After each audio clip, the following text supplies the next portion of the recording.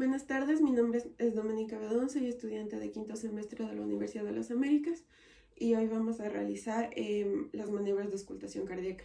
Primero me desinfecto las manos antes de tratar con el paciente y en este caso no le vamos a pedir a la paciente que se quite la camisa para cuidar su pudor. Entonces, primero tenemos la maniobra de Harvey, en donde le pedimos a la paciente que se incline un poco hacia adelante y esto nos permite escuchar de una mejor manera las válvulas semilunares.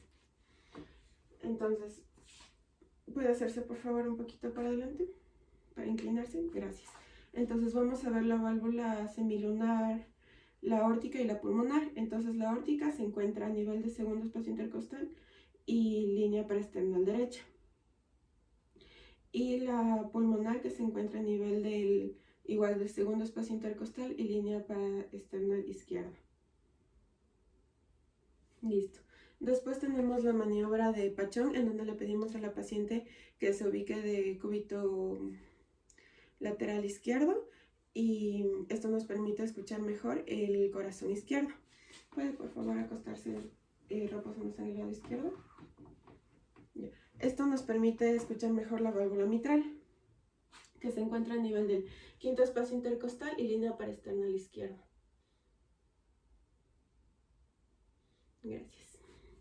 Después tenemos la maniobra de Azoulay, en donde es para pacientes encamados o pacientes que no se pueden levantar y les pedimos que levanten las extremidades inferiores y superiores, lo que aumenta el gasto cardíaco y nos permite escuchar mejor el corazón izquierdo. Aquí se van a auscultar las válvulas aórtica y mitral. ¿Puede por favor levantar las piernas y los brazos? Gracias. Entonces se ve, debido al gasto cardíaco, se escucha mejor la válvula aórtica, que se encuentra a nivel de el segundo espacio intercostal y línea paraesternal derecha, y la válvula mitral, que es mejor al quinto espacio intercostal y línea medioclavicular izquierda. Gracias.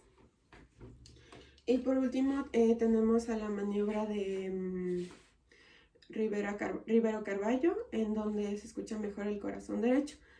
Para eso le pedimos a la paciente que por favor se siente. ¿Se puede sentar por favor? Gracias.